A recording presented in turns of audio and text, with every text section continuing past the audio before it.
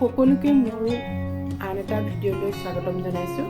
ঘৰত বছৰেকীয়া নাম প্ৰসংগ আছে, সেইকাৰণে মই ভকতকেইজনক চাহকাপ দিবৰ বাবে ঘৰতে নিজ হাতে প্ৰস্তুত কৰিছোঁ কেইটামান পিঠা পনা। তাকে আপোনালোকৰ আগত দেখুৱাবলৈ আহিছোঁ। তিল পিঠা ভাজিম। তিল পিঠাখিনি ভাজিবৰ কাৰণে মই বৰা চাউলৰ পিঠা খুন্দি ল'লোঁ। পিঠাখিনি খুন্দি লৈ আধা ঘণ্টামান সময় ৰাখি থৈছিলোঁ। তাৰপাছত তিল আৰু গুড় দি ভাজিম পিঠাখিনি, সেইকাৰণে তিলখিনি প্ৰথমতে কেৰাহীত ভাজি লৈ গুড়ি কৰি তাৰ লগত গুড় সানি দিছোঁ আৰু গোন্ধটো অকণমান ভাল লাগিবৰ কাৰণে 4-5টামান লং দি দিছোঁ। তিলখিনি পিছোঁতে লংখিনি দি দিছোঁ।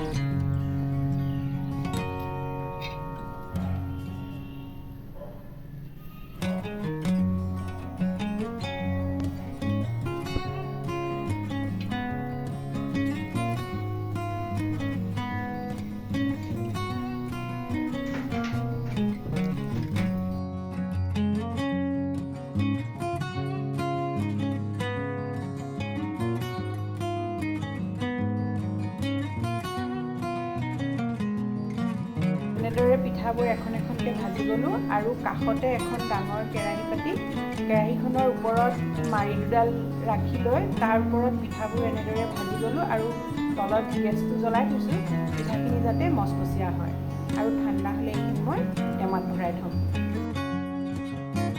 মালপোৱা ভাজিবৰ কাৰণে মই এয়া পিঠাগুড়ি লৈছোঁ। তাৰপাছত ইয়াতে গুড় গৰম কৰি গুড়ৰ পানীখিনি উলিয়াই ল'লোঁ। ঠাণ্ডা হ'লত পিঠাগুড়িখিনিত ঢালিলোঁ আৰু আধা চামুচ নিমখ আৰু এচিকুট খোৱা ছ'ডা ধুনীয়াকৈ মিশ্ৰণ কৰি আধা ঘণ্টামান থৈ দিলোঁ।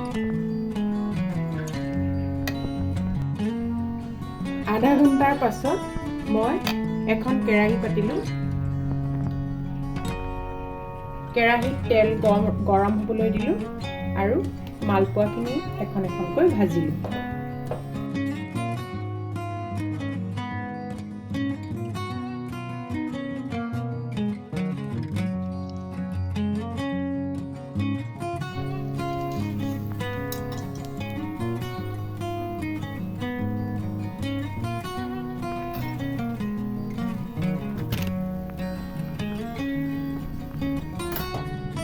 সেইখিনি মোৰ মালপোৱা পিঠা ভাজি হৈ গ'ল।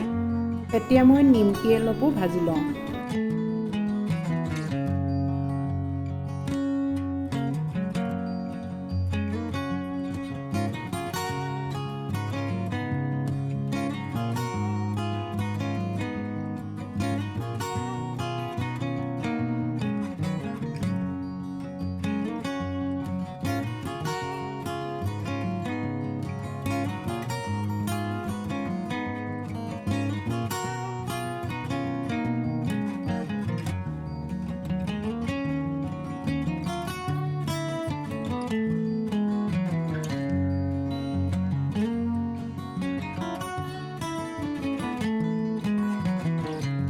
এই সকলোখিনি বস্তু মই দুদিনৰ আগৰ পৰাই প্ৰস্তুত কৰিছিলোঁ।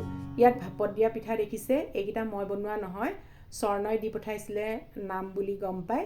গতিকে তাই দিয়া ভাপত দিয়া পিঠাও ভকতক শুশ্ৰূষা কৰিবলৈ পালোঁ, বহুত ভাল লাগিছে। এয়া আছিল মোৰ ভকতক আগবঢ়োৱা চাহৰ কাঁহীখন।